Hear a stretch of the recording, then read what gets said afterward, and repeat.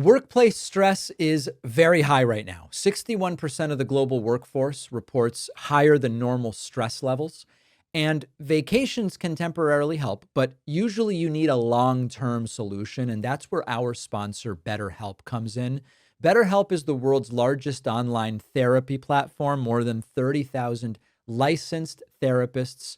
Therapy can help you develop real coping skills to manage everyday challenges. You can start sessions from wherever you are. You can switch therapists at any time, no extra cost. You really don't need to be in crisis for therapy to be useful.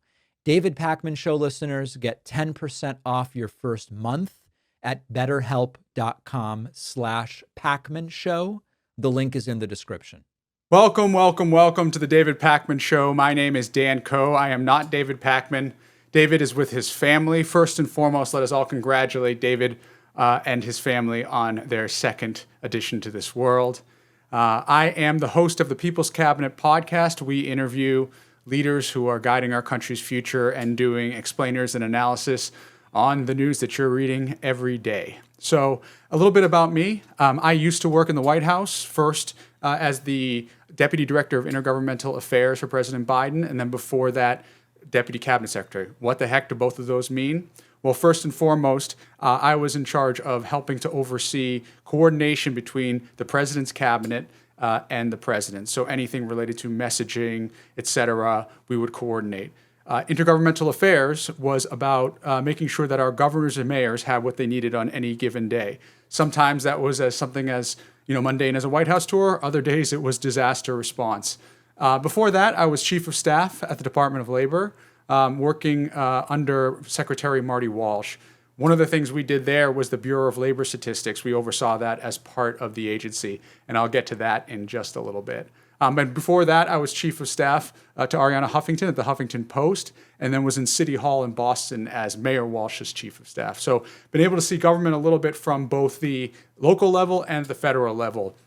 And it's given me some interesting insights that I hope to be able to share with you all today. So please subscribe to David Pakman's channel right here. Also subscribe to my channel, The People's Cabinet. You can see it in the links below. And let's get started. Okay, the Bureau of Labor Statistics, probably for the first time in your lives, has been in the news a lot lately. And I want to break it down a little bit. So every month, there is a report that is published by the Bureau of Labor Statistics that sits under the Department of Labor. I used to be the chief of staff of the Department of Labor, so I work closely with the Bureau of Labor Statistics. That report puts out how many jobs were added or subtracted to the economy every month. How is that put together? It's put together through a survey, much like a poll, that I will get to. In the first Friday of the new month, those numbers are released at 8:30 a.m. President Trump tweeted the following on August 1st, I should say more specifically, truth. I was just informed that our country's jobs numbers are being produced by a Biden appointee, Dr. Erica McIntyre, the Commissioner of Labor Statistics, who faked the jobs numbers before the election to try to boost Kamala's chances of victory. This is the same Bureau of Labor Statistics that overstated the jobs growth in March 2024 by approximately 818,000, and then again right before the 2024 presidential election in August and September by 112,000. These were records. No one can be that wrong. We need accurate jobs numbers. I have directed my team to fire this Biden political appointee immediately. She will be replaced with someone much more competent and qualified.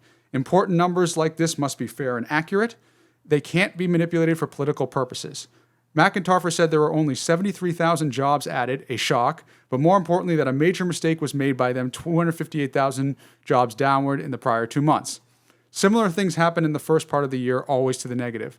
The economy is booming under Trump, despite a Fed that always plays games, this time with interest rates, where they lowered them twice and substantially just before the presidential election, I assume with the hopes of getting Kamala elected. How did that work out? Jerome, too late, Powell should also be put out to pasture. Thank you for your attention on this matter. The second later, he tweeted, in my opinion, today's jobs numbers were rigged in order to make the Republicans and me look bad. Just like when they had 3 great days around the 2024 presidential election, and then those numbers were taken away on November 15, 2024, right after the election when the jobs numbers were massively revised downward, making a correction of over 818,000 jobs, a total scam.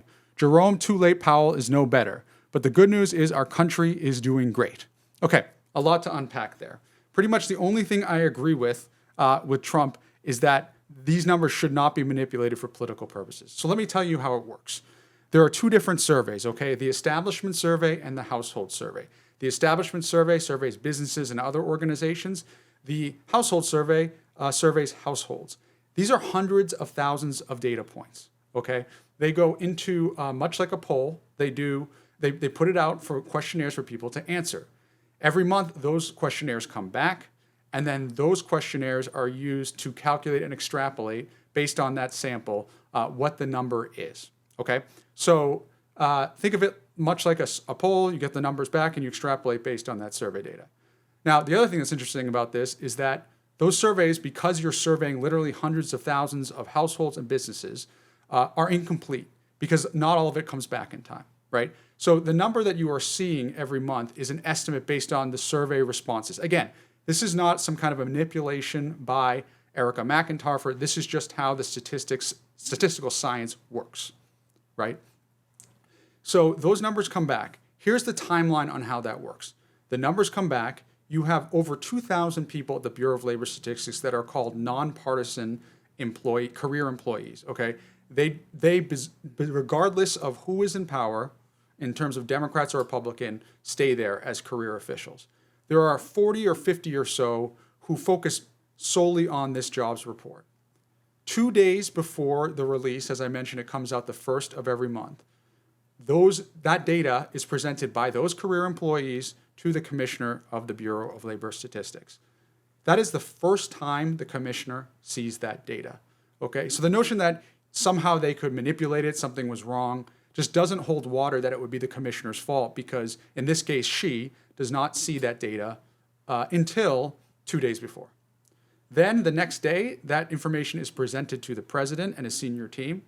Then at 8 a.m. on Friday morning, the Secretary of Labor and his senior team, I was one of those people, are briefed on what the numbers are telling us. Then at 8:30, it's released to the public. Typically what happens with the White House and the administration is there's a Zoom after that to talk about communications around it. That was as political as we got. How should we talk about this to the public? How should we communicate it? What Trump is alleging is that somehow the numbers were fudged to benefit Kamala Harris and to hurt President Trump. Again, that just doesn't stand any water. I should also note this notion that there's a Biden appointee that he was just informed about. The reality is the commissioner of the Bureau of Labor Statistics is appointed every 4 years by law. So it traverses presidential administrations often. So we had a commissioner. His name was William Beach. He was incredibly competent. He actually came from the Heritage Foundation. He was an economist, and he and the political appointees within the Labor Department got along very well because we trusted his data. Now, as I mentioned, survey data comes back. Sometimes that survey data is incomplete. Actually, all the time it is, because not all the surveys come back. So after a month or two, as well as annually, you revise the jobs numbers based on more information. Again, this is scientific, right? It's not about manipulation. It's more data comes back, so we're going to make that number for that month more precise. So in the case of month to month, it's because survey data comes back from more businesses or households. In the case of a year, there are things like unemployment insurance goes back. The data that the states process for unemployment insurance comes back, which gives an more accurate reading of businesses, which allows you to then extrapolate the data more precisely. So here's the reality. The reality is these numbers are very, very hard to calculate, especially in uneven times. In COVID, you saw revisions in the hundreds of thousands, if not more.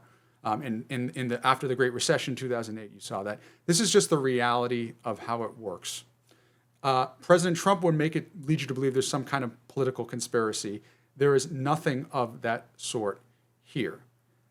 I would also mention that this downward revision that everyone's panicking about, it's important to point out that this may be a tumultuous economic time that the data hasn't fully presented, right? We're seeing signs of that, and I'll get to that later in the episode.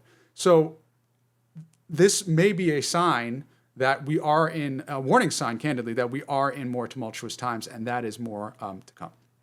So that's a little bit about how that works and how Trump is doing it. So what is next? Okay?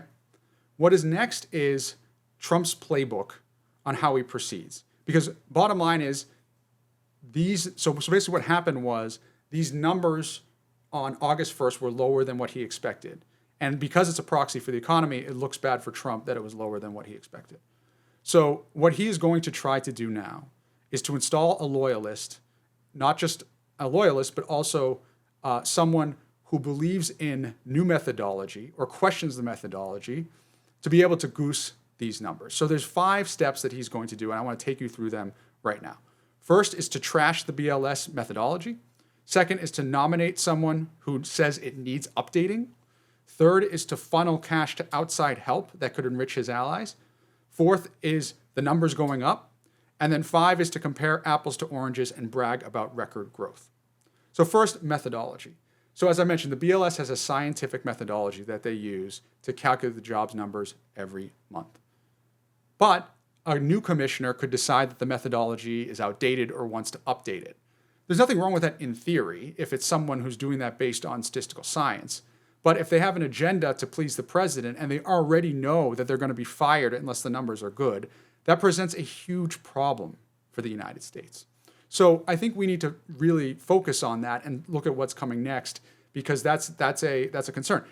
One thing I would point out about that is that there are things that you could do with the data already. For example, Uber and Lyft drivers. Right now, they're not considered potentially in the full-time payroll category because some of them are part-time, et cetera. You could have a new commissioner who says that you need to count those, and all of a sudden the numbers for jobs added that month could go way up. So that's the first thing.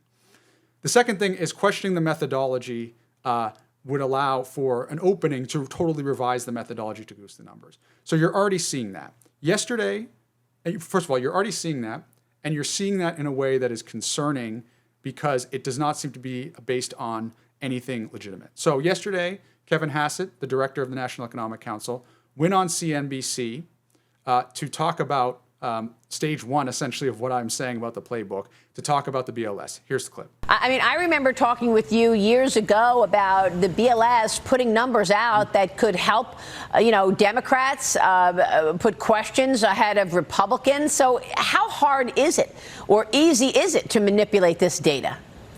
Well, the problem is that if you want to have statistical certainty, right, then you need to have a large number of observations that are suspicious. And so there are certainly anecdotes that are very concerning. One of the famous ones in the literature is that right before Mitt Romney and Barack Obama were running for office for president, there was a GDP release that was really surprisingly positive right before the election. I thought I had previously briefed Mitt Romney's campaign that I thought that they're probably going to have a number that looked like a recession.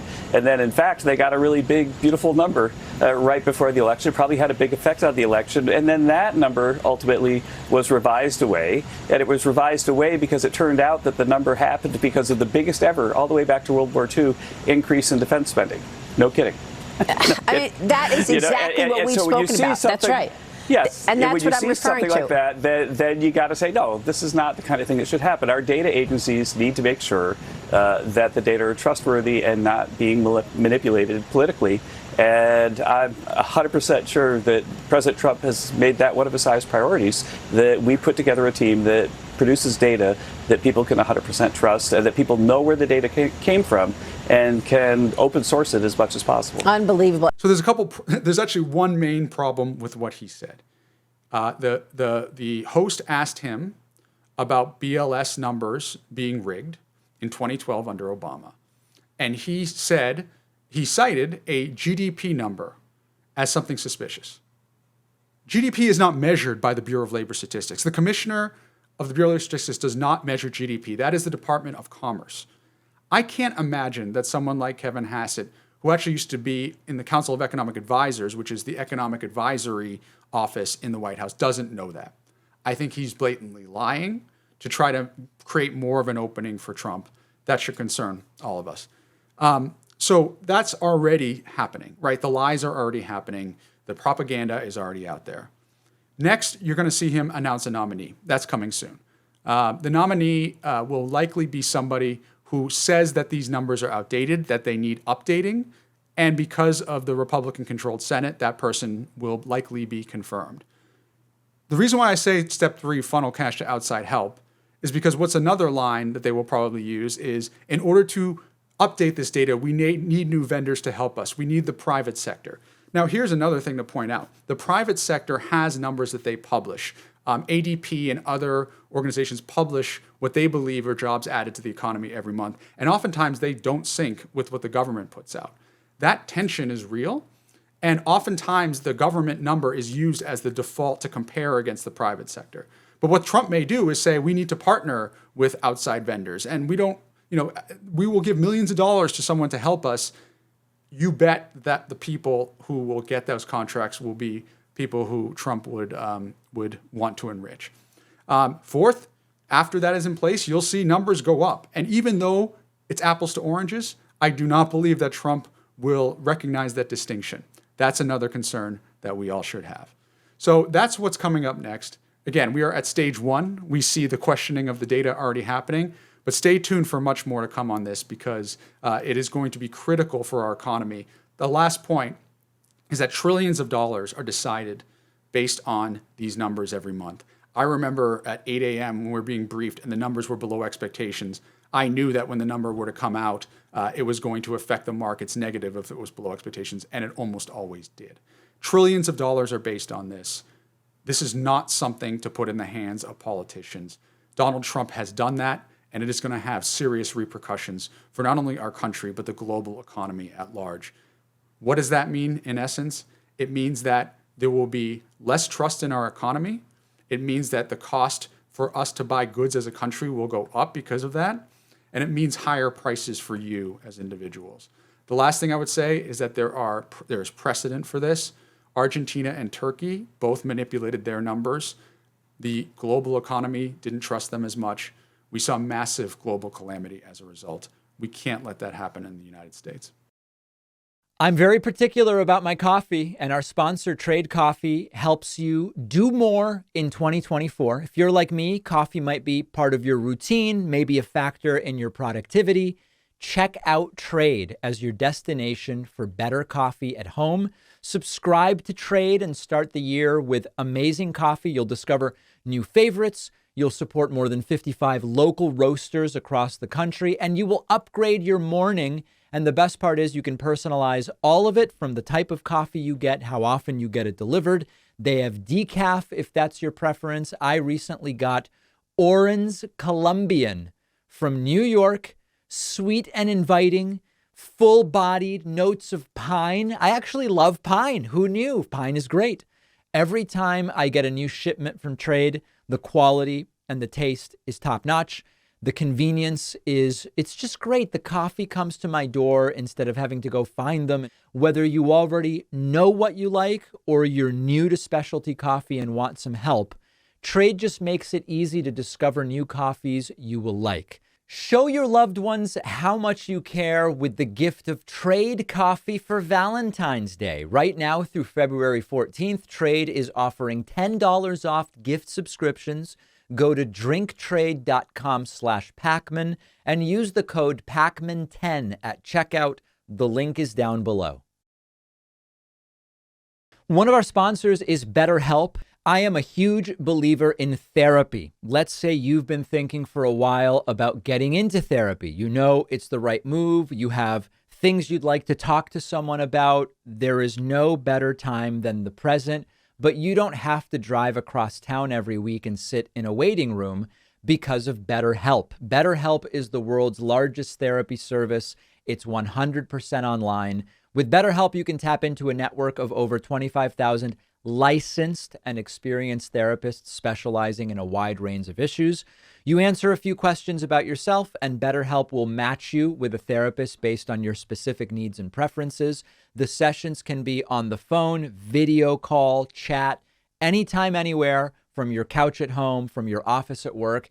And if your therapist isn't the right fit, you can switch anytime at no charge. My audience gets 10% off your first month at betterhelp.com/Pacman. The link is down below.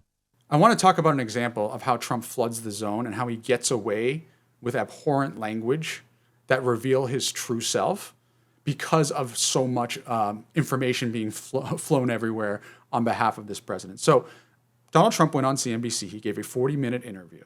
There was a lot in there, but I want to focus on the tropes that he used to define what an American is. And I want to preview it by what other members of the MAGA right has said.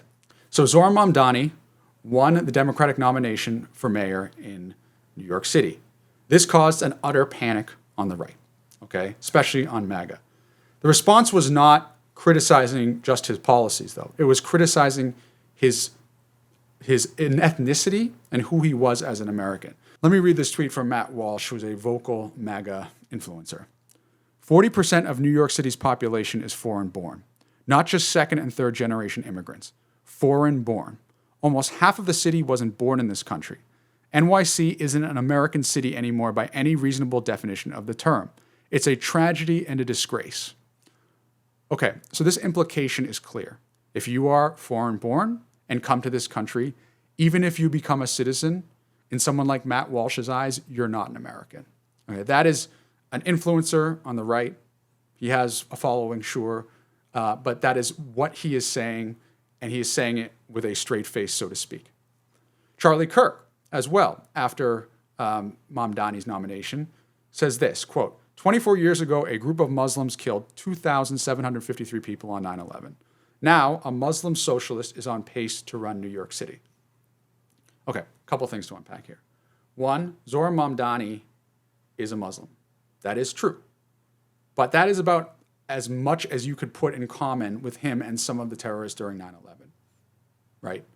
First and foremost, there are 2 billion Muslims in this world, okay? The notion that somehow Zohran Mamdani owns that is xenophobia and Islamophobia at best, blatant racism as well. And so this just shouldn't compute to a normal human being. Now, you could chalk this up just to influencers, right? They are part of the algorithm. They're part of the whole ecosystem of trying to get clicks. I get it, whatever. You shouldn't write it off, but that's one area, right? That's one group of people. But you're also seeing it from elected officials, okay? So this is from Congressman Brandon Gill. Civilized people in America, okay, I should note that Congressman Brandon Gill is retweeting a video of Zohran Mamdani eating rice with his hands. He says, civilized people in America don't eat like this. If you refuse to adopt Western customs, go back to the third world. Okay, so because he eats rice in the video with his hands, somehow he's not adopting any Western customs and that he should go back to the third world. Again, it's this notion that Americans aren't Americans unless you adapt to a certain culture within America, which is candidly bullshit. But it doesn't stop there, okay? We are seeing another representative, Andy Ogles, who is calling Zohran Mamdani Little Mohammed, quote unquote. Zohran, quote, Little Mohammed Mamdani is an anti-Semitic socialist communist who will destroy the great city of New York. He needs to be deported, which is why I'm calling for him to be subject to denaturalization proceedings. Again, this is all a trope and campaign to other Zohran Mamdani and anyone who supported him, and to reinforce this notion that you're only American if you have multi-generational blood in America. Immigration is a lifeblood of this country. Virtually everyone who came here came from other countries, with the exception of Native Americans. The notion that we are going to throw that away because some people are butthurt over the fact that Zohran Mamdani won the nomination is insane. But it is showing the true colors of not only these influencers, but these elected officials who represent Muslims. But it doesn't just stop there, okay? Donald Trump, on his CNBC interview, said this. But if you look at the jobs report last week, it did show a 1.7 million drop off of foreign-born workers from March to July. And that's a great number, by the way. That's a great number. Because it means we're putting Americans to work. Well, the problem is immigrants have accounted for more than half of the U.S. workforce growth over the last 3 years. And so you wonder if that gets into an issue. And I know you've spoken with farmers who have had concerns about being able to find temporary workers there. That's right. And I think their pleas have kind of hit you in a way where you looked at that a little differently. Well, I think we're getting the criminals out of our country because they had an open border policy because they were fools, and they allowed people from prisons and gang members and drug dealers into our country. We're getting the criminals out of our country by the thousands. We're sending them back, and then they're schooling, they're learning, they're coming in legally. We have a lot of that going on, but we're taking care of our farmers. We can't let our farmers not have anybody, these people, you can't replace them very easily. People that live in the inner city are not doing that work. They're just not doing that work. And they've tried, we've tried, everybody tried. They don't do it. These people do it naturally. I said, what happens if they get it to a farmer the other day? What happens if they get a bad back? He said, they don't get a bad back, sir, because if they get a bad back, they die. I said, that's interesting, isn't it? So 1.7 million drop-off in foreign-born workers. He says that's a great number. It means we're putting more Americans to work. So it's important to point out that the number that is tracked there includes naturalized U.S. citizens. So there are naturalized U.S. citizens in that 1.7 million number, Americans who lost their job, that he is claiming is good news.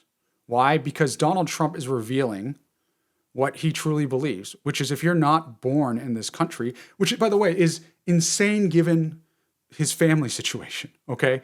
He is suggesting that if you're not born in this country, if you're foreign born, that's great news if you lose your job. What kind of country are we living in with a president who's saying that? So he then goes on about farmers. He says that farmers need help, that we can't deport people working on farms who are undocumented because they need help. He then says this: you can't replace them very easily. People who live in the inner city are just not doing the work. That is a racist trope, and let's call it like it is. Donald Trump is calling black people lazy. That is what he is doing here. This is a trope that existed during the Civil War in the South, accusing black people of being lazy, and that's why a lot of these slave owners use that as justification for enslavement. This is the reality of Donald Trump's America and how he views it, right? He views it as you've got to bring in people from other countries because black people and others will not do the work in the fields.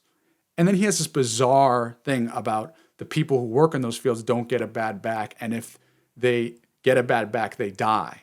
What does that even mean? I don't even know. So these are the things that Trump espouses, his entire MAGA infrastructure does. These are the things that should be getting front page attention, these blatantly racist comments by our president, but for some reason are not. And we need to continue to bring attention to them. The next thing I want to do is talk about Donald Trump's poll numbers. So anyone who's been tracking this knows that the numbers have not looked good for Donald Trump. Let me read an article that was from a UMass poll. 6 months into his second term as president, Donald Trump looks to be on the ropes with the American people. Trump's approval ratings, already historically low for a newly elected president, continue to sink with close to 6 in 10 Americans, 58%, expressing disapproval of the job Trump is doing in office. While Trump remains a popular figure among Republicans and conservatives, Trump's time in office is viewed more negatively across genders, generations, classes, and races, with the majority of each of these groups disapproving of Trump's performance. With over 3 years left in the Trump administration, there is still time for him to right the ship and fulfill the promises that catapult him to the presidency, but the president is not off to a start that his supporters envisioned.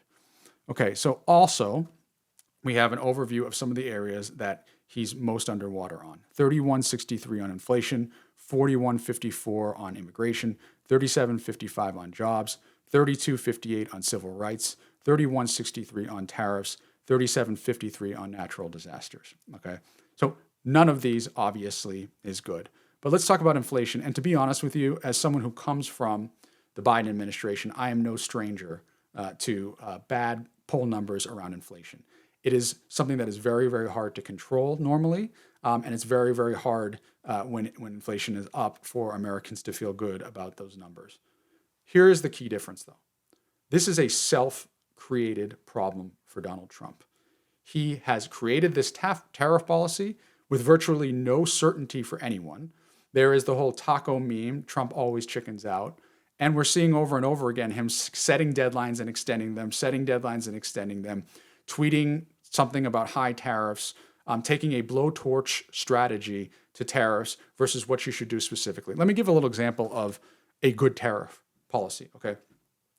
So in the Biden administration, we use tariffs to protect American industries and allow American industries to be more competitive when they otherwise wouldn't be. What's a good example of that? Solar panels. Solar panels is an example of an industry in the United States that's much younger in the US than it is internationally. So we put a tariff on solar panels to help Americans be more competitive. That is a scalpel strategy. Trump has taken a blowtorch strategy to say tariffs across the board without really having any seeming strategy about it. We all remember his Liberation Day where he got up there with his chart and seemingly bizarre numbers that he was coming up with, including an island that has no human population and instead has penguins. That is Donald Trump's approach to this tariff strategy. And for a long time, he was claiming that it wasn't being reflected in the numbers, anything bad, and that he could continue to do this and that people would pay up. Now we are seeing some of the cracks on that. So I want to bring your attention to this chart that CNN put out this morning, just basically showing how inflation is starting to be a problem. There's also reporting from others that show that inflation continues to rise above the 2% target. So what does this mean? So it makes sense that we had a once-in-a-lifetime COVID situation where people were home, they had a fundamentally different set of needs, they were ordering from overseas, and that would mess up supply chains. The only reason why you're seeing such uncertainty in the market right now is because Trump is approaching tariffs with his strategy that's all across the board. And if you're going to start charging more to import and export goods, the private sector is going to respond by raising prices. It's just natural. Jeff Bezos talked about this, right? Even a Trump ally like Jeff Bezos said that he's going to have to hike prices. Walmart, the same thing. And so for a while, Trump bragged that you weren't seeing it in the economy. Now you're starting to see the cracks. And so here's the reality, though.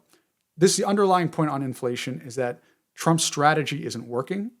That's why you're seeing his numbers on the economy so low.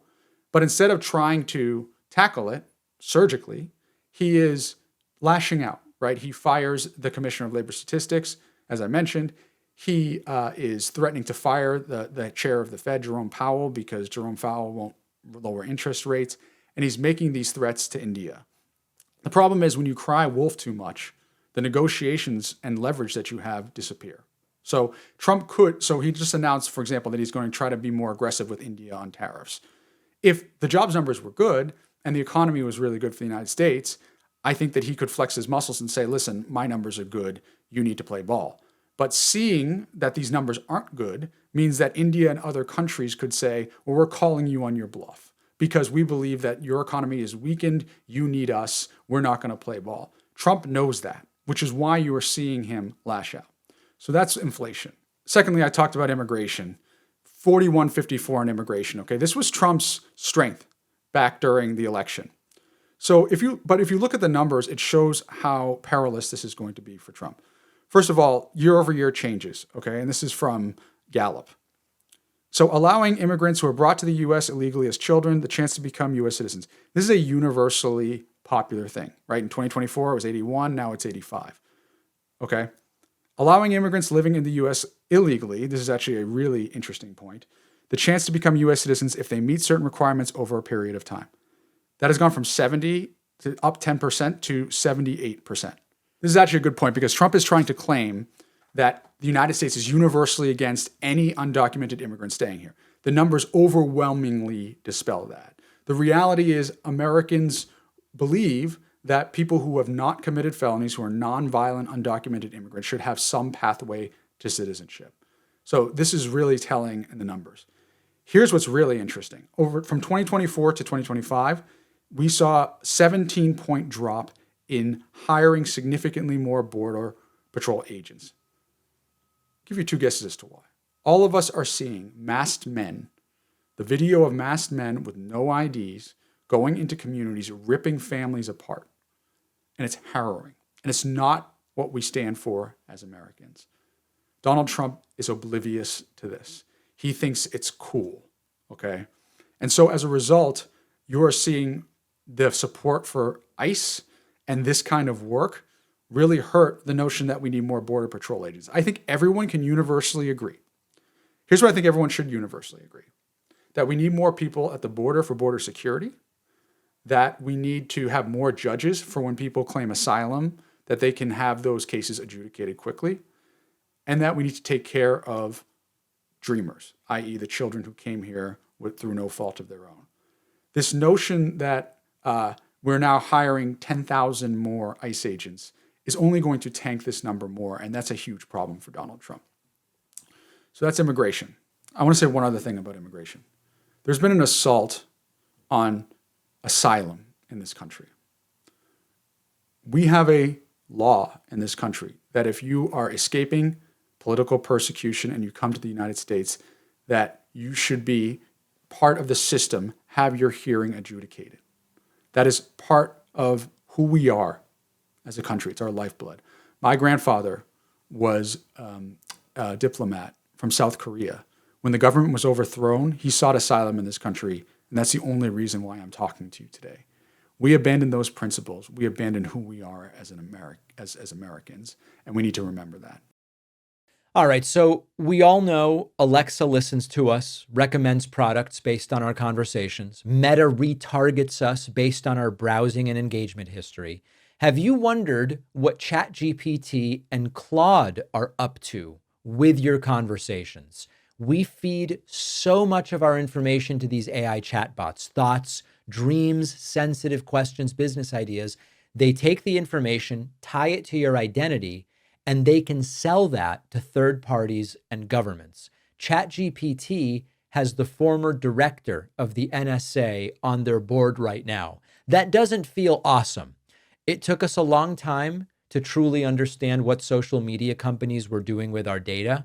We don't have to make the same mistake with AI. And that's why I've started using Venice AI, a generative AI platform that is private and permissionless. They don't spy on you. Venice AI won't censor the AI. They have a safe mode, which you can turn off for both text and image generation. Messages are encrypted. Your conversation history is only stored on your browser. I love the Pro plan because I get upgraded features like uploading files, unlimited text prompts. Check it out. If you want to use AI without censorship or fear of handing over your most intimate thoughts to a corporation or the government, go to venice.ai/Pacman and use code Pacman to get 20% off their Pro plan. The link is in the description. These days, sadly, it's less a question of if your personal information will be leaked. It's more a question of when will it happen. And this is why I use Aura. Our sponsor, Aura, monitors the dark web, your financial accounts, your credit, and will let you know with real-time alerts if any of your personal information has been exposed or if someone tries to use it to steal your identity. Could be your social, could be bank logins, your credit file. Aura keeps an eye on all of it 24/7 so you're not blindsided by fraud. It's like having a digital bodyguard with Aura that never sleeps, scanning for threats, able to warn you before real damage is done. Aura also includes award-winning antivirus software to protect your devices from malware, phishing, and ransomware.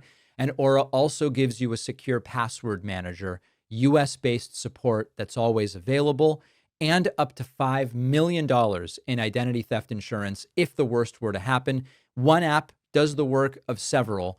And for me, it's worth it for the peace of mind, for my family, and for myself.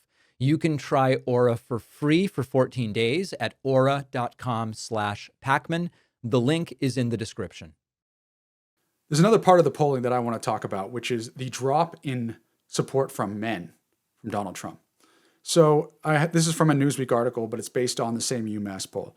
President Trump's approval rating is falling most substantially among men, a pollster has said. According to a survey by the University of Massachusetts Amherst, Trump's approval rating among this demographic has dropped from 48% in April to 39% in July. The results, said Jesse Rhodes, co-director of the poll, show that Trump's support has deteriorated most substantially among men. So the question is why? I think first and foremost, men, women, anyone care most about the economy and being able to provide for their families. Because of Trump's tariffs, because of his behavior, we are seeing support for him fray. People don't think that this economy is working for them. People are still seeing these prices go up. People are seeing a lack of clear leadership from this president. That is hurting everyone, including men. But I think there's something else at play here. Trump has created this image that all men want to return to traditional gender roles, so to speak, the trad wife thing, right? And that somehow, if you are not on board with that, then you're somehow a lefty lib or something like that. I just don't think that is the case. And I think that men have sniffed out Trump's playbook on this. So let me give you an example. Again, I like to start with some of the influencers on MAGA and then to the administration itself. Charlie Kirk recently tweeted this. My message to young women. It is unspeakably attractive to brag about how many men you've slept with. Be a godly woman who is willing to submit to your husband, who is likewise willing to submit to Almighty God. Dress modestly. Stop plastering your body all over social media. This is an influencer with millions and millions of followers. I do not believe men in this day and age believe that their wives should submit to them. I don't believe this is a society that is supportive of that kind of infrastructure. But it's something that Charlie Kirk believes. And it's something that so many in MAGA believe, that women should just defer to men, right? And Trump is trying to exploit that angle as if all men believe that. And that's just candidly not true. We're also seeing this in the way he is handling immigration. He is trying to appeal to this alpha male macho bullshit that we shouldn't buy. So, for example, he just announced that he is expanding the age window for people to join ICE. ICE is doing a lot of recruitment on this. So they just tweeted out this picture that has 3.6 million followers. It says, no age cap, join ICE now. It portrays a young boy and it portrays an older man. Homeland Security, retweet from ICE's account. We're taking father and son bonding to a whole new level with the American flag behind them.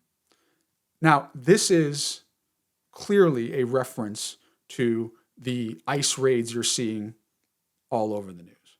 This is the notion that father and son can bond and defend America by doing what they're doing. Again, I think most men don't believe that showing up in masks without identification is the right way to be a man. Okay? More on that in a second. Another retweet from Homeland Security. Think about how many criminal illegal aliens you could fit in this bad boy. And for people listening, this is a old school van. And the subtitle says, want to deport illegals with your absolute boys. Okay. Again, clearly being catered to men in this. So again, the notion that men's dream is to vilify people, to horrify and divide families, and that somehow this is how we should proceed as a country should concern all of us, because that's not what most men feel. And this is the point. Donald Trump is trying to claim that if you are a man, you want to Rambo yourself and go out there and separate people and do your patriotic duty, and that people don't care about due process. That's what he is betting on. But the reality is, these numbers reflect that men don't believe that. That men, being a man, and men means setting an example for your family, setting an example for your daughter or son about the America that you want. And so, yes, deporting violent criminals, of course, we should be doing that. But breaking up families, taking pride in people crying, being devastated, is not what men want. Men want to be a role model. Men want to provide. And because the reality is, right now the economy is struggling, so a lot of men can't provide, and women, by the way, and that we're seeing such barbaric acts from this administration, means that people are turned off, especially men. Look, the Democratic Party has a lot of work to do with men. The polls clearly show that. But the other thing that that this data shows is that men aren't stupid and that men aren't a monolith. And the idea that you're just going to go roll out with the boys with a bunch of guns and horrify Americans and not Americans alike is not going to hold water. And it's really interesting. You know, The Guardian published an article. It said, people are scared to go out. Fear of ICE agents forces cancellation of U.S. summer festivals. ICE replied to this. This is fear-mongering at its finest from The Guardian. ICE is targeting illegal aliens, not law-abiding citizens. This just objectively isn't true. We are seeing this everywhere, right? We are seeing examples of people being rounded up without even seeing warrants. We are seeing people, taco vendors being tackled in the middle of the day. We are seeing American citizens being deported. There was a story of a American citizen who was deported to Honduras, 4-year-old kid who had cancer, who was not given his medication, and was not given due process. Now, the administration is claiming that that person had permission from his mother. The reality is the courts and the lawyers highly objected to what happened.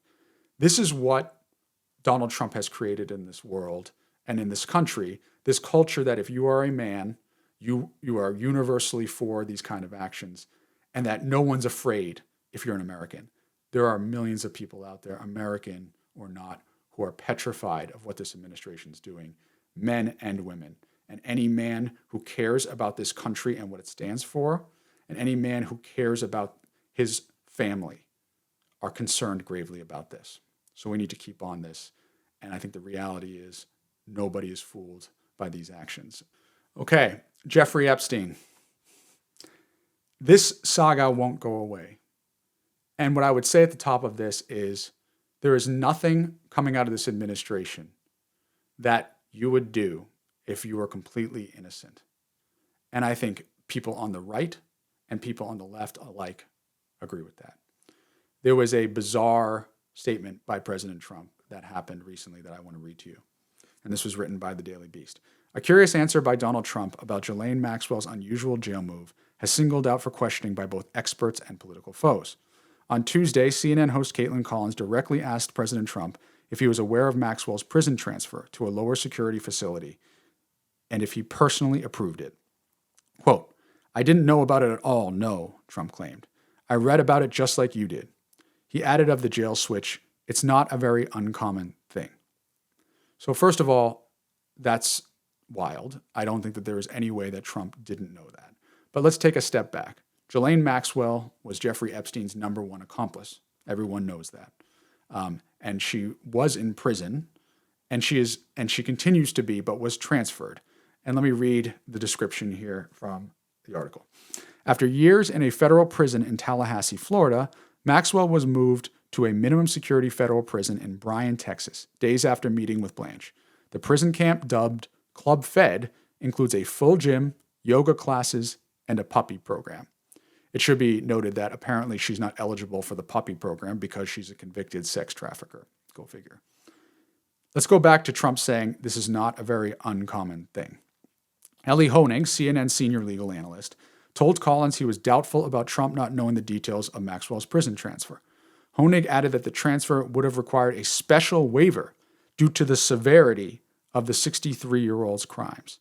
Again, I think it's important to take a step back and remind everybody that these are underage girls that he sex trafficked, one of which, who was most vocal, Virginia Giuffre, recently committed suicide.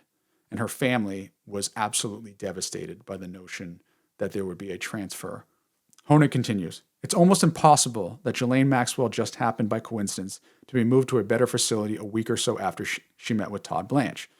You need specific authorization. You need a waiver because Maxwell is serving a 20-year sentence because she is a convicted child sex offender. And the suggestion that the president seemed to be making that it just happens in the normal, usual course of business, no, it does not." Robert Hood, a former Bureau of Prisons chief of internal affairs, labeled Maxwell's transfer to NBC News a, quote, "travesty of justice." Quote, "To relocate a sex offender serving 20 years to a country club setting is offensive to victims and others serving similar crimes." Yeah, no shit. So, okay, let's unpack this a little bit. When the Epstein files first were announced, there was the unpacking of, Kash Patel saying that Jeffrey didn't kill himself. They were going to released a video to try to say that this is evidence that there was no malfeasance. Then it was clear that the video was edited. that caused a lot of outrage at first. There were even people on the right who were calling out President Trump and the administration for doing this. I think a part of this is because Trump has always talked about draining the swamp, that he's for the little guy, not for the big guy. And this is the ultimate cover-up, right? Jeffrey Epstein had endless elite people in his orbit, and people are feeling like Trump may be covering up for them, or more potentially that Trump is involved in ways more than he is represented. Now, we are seeing a lot of smoke. We don't have the fire yet. Recently, the New York Times published a story about Jeffrey Epstein's home where Donald Trump is literally framed on the counter of Jeffrey Epstein's house. So there's a lot that we continue to not know. But what we do know is what our own eyes tell us, that when you're moving a convicted sex trafficker of Jeffrey Epstein to a minimum security prison, you're doing so because you want something in return from her. I don't think there's many people in this country who believe that it is just her being truthful without any consideration of Donald Trump. I think there's a lot of people who are very suspicious that this is part of a deal that might make Donald Trump look better. Here's the reality, though. Americans aren't being fooled. And this is actually something that's really important to point out. An Economist YouGov poll conducted July 25th to 28th, 61% of respondents disapproved of Trump's handling. They also found, that 82% of Americans believe the government should release all the documents it has in this case. So that's interesting alone. Obviously, people don't feel that he's done a very good job here. But what's also really interesting is that if you look at Republicans, only 49%, so less than 50% of Republicans are supportive of the way Trump has handled the Epstein case. Now, Trump's approval rating among Republicans continues to be 80% or higher on everything else. So this is still really virtually everything else. So this is really notable to point out. And that's why you are seeing so much frantic behind-the-scenes action from Trump's administration still. Here's my theory on this. We are never going to convince everyone in the MAGA base that Trump is trying to hide something. But the reality is there is a group of Trump voters who voted for Trump who are very concerned about this. People who are incredibly influential. I talked about Charlie Kirk and how he influences MAGA base, but there are those who influence those who are somewhat in the middle or swayable. People like Andrew Schultz. Andrew Schultz has been and he has the Flagrant podcast. He has been very vocal and very critical of the president's handling of this. People like Joe Rogan, who is continuously criticizing the president over this. Look, at the end of the day, the smell test here doesn't pass. There's clearly something here that Trump doesn't want to come out and that we need to stay tuned about it. And his behavior of such shows that, right? He has said that he doesn't want, and he wants all, quote, credible evidence released. What does that even mean? I can't imagine he believes any accusations against him are credible. There's so much more to come here. Speaker Johnson recessed the House, as you remember, to avoid releasing the Epstein files. People are not going to let this go, nor should they. A pending Supreme Court case could strip our Fourth Amendment rights and allow immigration agents to come into our homes for any reason, no probable cause needed, all while Republicans try to twist things so that you think this is all great for America. This should be the biggest story in the U.S. right now, but it's almost impossible to keep up with the millions of moves that Trump is making every single day. That's why Ground News exists. Ground News is an app and website that exposes the blind spots and spin before it takes control of our opinions. Ground News is the smarter, more reliable way to stay informed when MAGA is banking on us getting distracted. I'm partnering up with Ground News to give you 40% off the same Vantage plan that I use. So you'll pay only $5 a month for all of their premium features. Just go to ground.news/Pacman or use the code Pacman in the app when you sign up. The link is in the description, or scan the QR code. So we talked about the issues that Republicans are having, but Democrats are having a lot of issues too. Their approval rating continues to hover around 28%. Democrats are being criticized for not having enough fight in them. They're also criticized for not having a message, which makes this next article in particularly interesting about Elizabeth Warren and Zohran Mamdani. So this is from the New Republic by Alex Shepard. The title is Democrats Have Found Their Message and Trump is Freaking Out. Zohar Mamdani and Elizabeth Warren know this is the party's best chance at taking back power in the 2026 midterm elections. So let me read a couple of passages from this. And this is from describing Zohar Mamdani. His breakout arguably came with a video about the skyrocketing cost of street food, a phenomenon he dubbed halalflation. The success of this campaign is rooted in large part on message discipline. Mamdani portrays New York City accurately as a diverse, buzzing city that is too expensive for many of its residents to live with any degree of comfort. His solution is a host of programs aimed at lowering costs: free buses, government-run grocery stores, and a $30 minimum wage. Many Democrats balk at these proposals, or rather at the, in most cases, modest tax hikes that would pay for them. That's fine. Not all Democrats have to embrace socialist concepts like free childcare, but they should embrace the central premise of Mamdani's campaign. Everything is too expensive, and this is Trump's fault. There's another interesting piece that I want to read as well. On Friday, a Morning Consult poll found that 2/3 of surveyed voters blamed Trump for rising prices, that nearly 8 in 10 of them, including an astounding 70% of Republicans, by the way, that's very notable, believe Trump's tariffs will increase the price of everyday goods. On Monday, an AP NORC poll found that more than half of respondents were stressed about rising grocery prices that are likely to continue to rise. Everywhere you look, voters are telling pollsters that they're stressed about skyrocketing costs. Okay, there's a lot to unpack here. And let me say, as I mentioned at the jump, I was chief of staff to a mayor, the city of Boston. There's a $3.5 billion operating budget where something like over 60%, I think it's actually 80% or so, of the entire budget is based on property tax. So I understand pretty intimately how money is brought into the kitty of a city and how it is spent, and how businesses are an important part of that equation. In fact, they're a huge part of that equation. But there's so much drama right now over Mamdani and everything that he stands for, that we are throwing the baby out with the bathwater on the things that we need to focus on that Democrats can learn a lot from, which is not overly different from the message that has won for a very long time, which is the economy. He has a very easy to understand message that it is too expensive to live in New York City, that groceries are too expensive, that transportation is too expensive, and that housing is too expensive. And by the way, it's not just that. It's also that he has concrete ideas to try to solve them. Let's also have a reality check here that a lot of the things that he is presenting would have to go through the New York State House in order to get approved.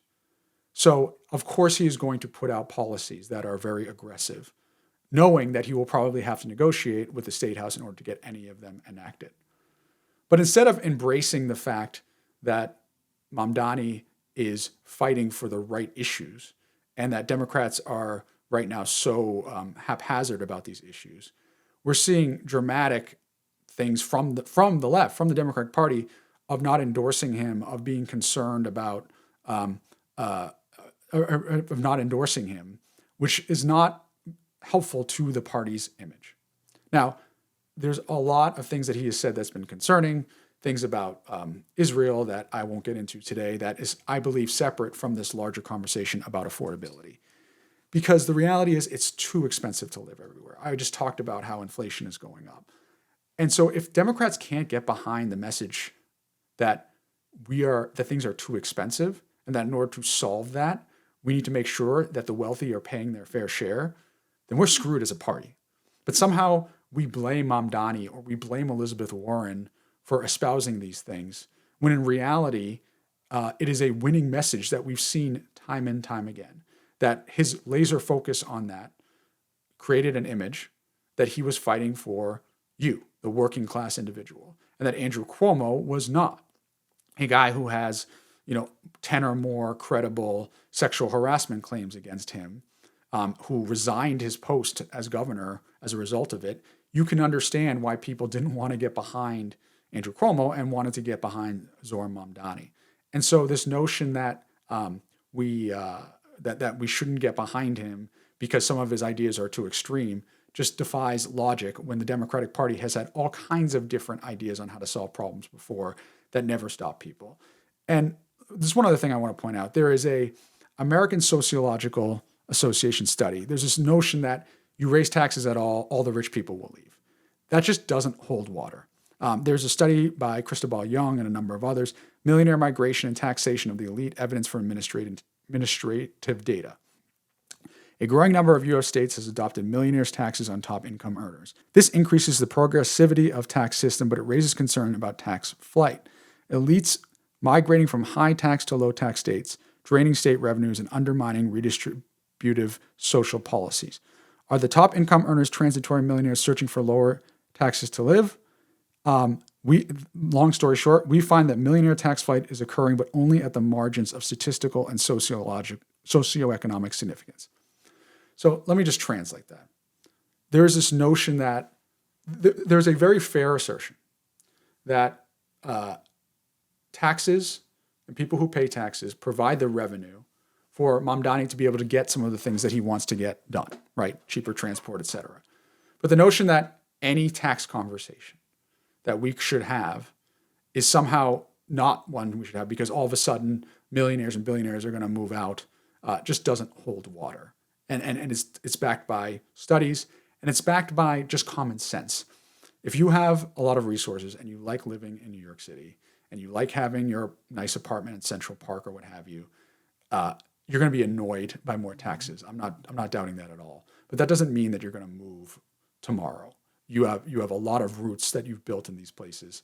And so I think we all need to just chill out about this notion that everyone's running away and actually focus on what Elizabeth Warren actually said in her CNBC interview about this. Roll the tape. You know, I wonder, though, often we see this, and this is a local election. New York does not operate in a vacuum. It competes with other cities. And so this idea of somehow raising taxes on the wealthiest New Yorkers, who, by the way, I would point out, pay roughly 15% of their income right now between city and state, raising taxes on them will simply drive them away. Shouldn't the focus of a mayor be on delivering services to the constituents of the city and doing that by raising the most revenue as possible without chasing businesses and the high-income taxpayers out of the city? Because they can go to Austin, they can go to Dallas, they can go to Atlanta, they can go to Nashville. This is your issue. It's a national issue, not a local issue. The issue is affordability. Do you know how many working families are chased out of New York City every day? Because they can't afford housing, they can't afford groceries, they can't afford child care. What Zoran is saying is, I want people to be able to afford to live in New York City. That's what keeps it a vibrant city. That's what makes people want to live Nobody here. disagrees with that, Senator, but raising taxes in order to do it? Oh, why is that goodness. the answer? Oh, dear. Are you worried that billionaires are going to go hungry? No, I'm worried that they're going to leave and spend their money elsewhere. You know, they've threatened to do that over and over and over. And they have. They've left. But here's the thing. And Goldman Sachs, when they create new jobs, they do it in Dallas. And Blackstone won't build a new headquarters. And go on and on. You want to have a workable city. You want to have a city that's vibrant. You want to have a city where the streets are full, where there are things for sale 24 hours a day. Then you need people who can live here and work here. Well, we've got that right now, by the way. I would point out New York is thriving. So now it's doing pretty well, actually. I'm glad you think they're doing well, because a lot of people are struggling to pay for housing. A lot of people are struggling to pay for groceries. And I got to tell you, mamas and daddies who are facing $25,000 a year to pay for child care. Those are national issues. I mean, I know they are the local state, but you can't. New York City. Yes, but if you deal with them in that way, by what is always your backup, just tax them more, they will leave. No, the backup is make this city and make this country work for everyone. I get that the Republican point of view is make this country and make every city in this country work better and better for a handful of billionaires and let everybody else eat dirt. But what Mamdani won on in a Democratic primary is he said, I'm going to address affordability. And he didn't win by one vote. No, he won by a lot. It's very much unclear he has the ability to actually do it, by the way, based on the laws and what the governor has to say and what he would actually have to do. You know, I love that as the fallback position, and that is he's fighting for the right thing, but maybe the billionaires will have a way to everybody block wants him. a more affordable city. There's no doubt about that. The question is how you go. I actually do have a doubt about that. The build more billionaires housing. Sure want to pay their part on this. You build more. There are two things that she said was interesting. Of course, millionaires and billionaires will always talk about taxes being too high. There's no place in the country where they're not unhappy with taxes and think that government is inefficient. That's just the reality of it. Okay, that's the first point. The second point is she is right that we talk about what happens if rich people leave cities, but we never talk about how often working class individuals are being priced out. And in New York, it's just the shining example of how expensive it is to live there. As a party, those are the people that we should be worried about. Those are the people we need to be talking to. Those are the people that we need to have them understand that we care about them and that we're going to prioritize them over millionaires and billionaires. Because at the end of the day, the policy that you need to decide on might influence one of those groups more than the other. And so when you see Donald Trump disproportionately giving tax breaks to the wealthy and cutting Medicaid, you're seeing clearly where his priorities are. Very few working class people right now see where the Democrats' priorities are. We need to show them clearly, like Zohran Mamdani is doing, like Elizabeth Warren is doing, that we take their side, that we don't care about this whole system of money and politics, therefore catering to the rich, that we care about them. That's what people are missing. That's what people want to hear. That's what Zohran Mamdani is talking about. And that's what all Democratic elected officials should be talking about. And I think everyone should be getting behind that. A new article by the Washington Post I wanted to highlight that just emphasizes how precarious the situation is in terms of our preparation for a disaster in the coming months during hurricane season. The Washington Post reports dozens of FEMA staffers involuntarily assigned to support deportations.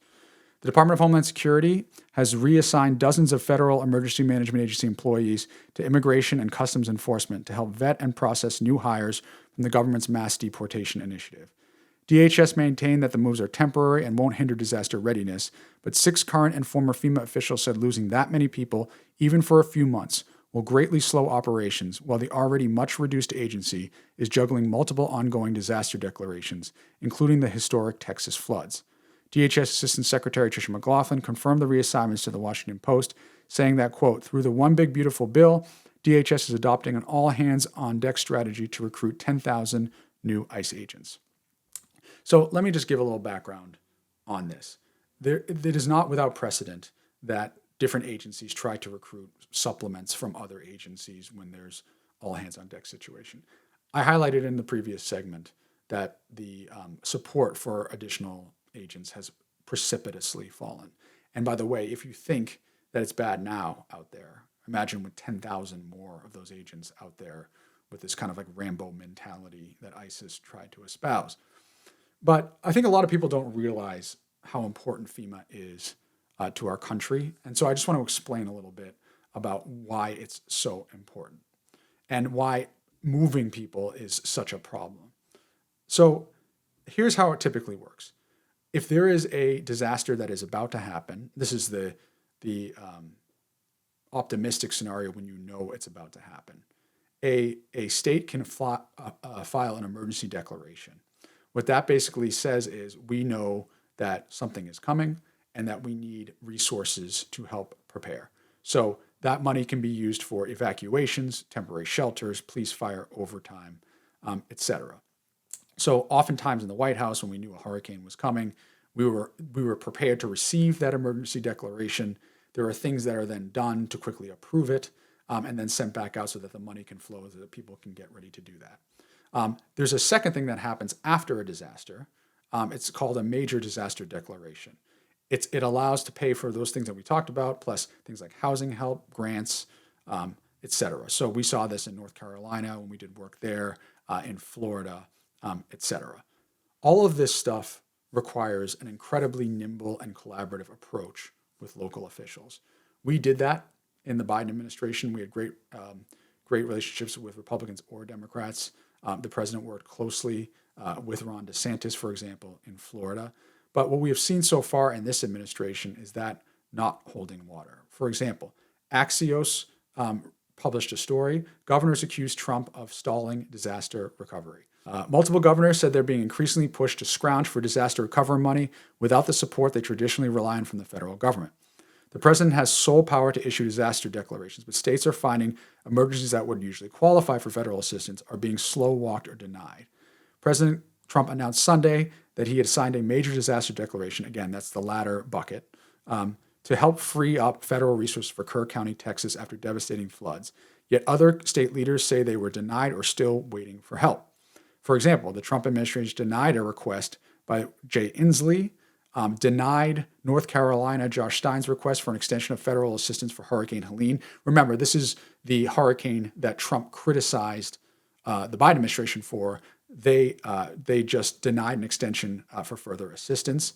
The administration even initially denied an April request for Arkansas Governor Sarah Huckabee Sanders. West Virginia Governor Patrick Morrisey said Tuesday that he is pushing for the Trump administration to grant a disaster declaration for 2 counties in his state after flash flooding. By the numbers, since February, Trump denied 6 out of 10 major disaster requests from Democrat-run states while approving 14 out of 15 requests from Republican governors.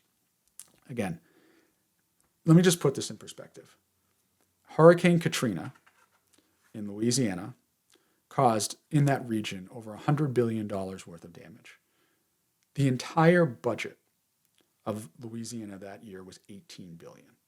So funding from the federal government is critical to allowing states to both be prepared and to recover from this. Trump has called for the complete abolition of FEMA. Now, he's backtracked that a little bit after what happened in Texas. But the notion still stands that he doesn't believe FEMA has a role. And it's important to point out that FEMA is a support role for the states as it is. So the notion that we need to let the states take over is silly, but they provide invaluable expertise and support. We've seen what's happened with some of these weather-related incidents, for example, and what has happened with the staff as a result. There's another article that says, since February, the Weather Service has lost about 600 staff through a combination of firings, early retirements, and deferred resignations at the National Weather Service. These career officials have such institutional memory. But again, these career officials are nonpartisan. They traverse administrations. They have such institutional memory of how to address crises. I remember going to North Carolina at a center that was set up, and there was a woman there whose job it was to go to different disaster centers and help advise states and organizations on how best to recover. These are the people that Donald Trump has vilified and has tried to get them to quit or fired outright.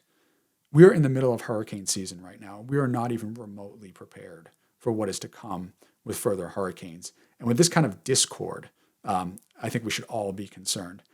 There's another thing that is flying under the radar with FEMA as well, which is hazard mitigation. So typically what happens is there's programs available that if some incident happens, the federal government is also giving a certain amount of money to a state to help make sure it doesn't happen again.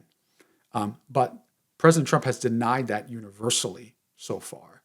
This is critical money for states to make sure that they are putting in the kind of safeguards to prevent disaster. This is the mentality of this administration, right? In the name of DOGE, efficiency, whatever you want to call it, we are putting all of our country, all of our cities, and our states at risk.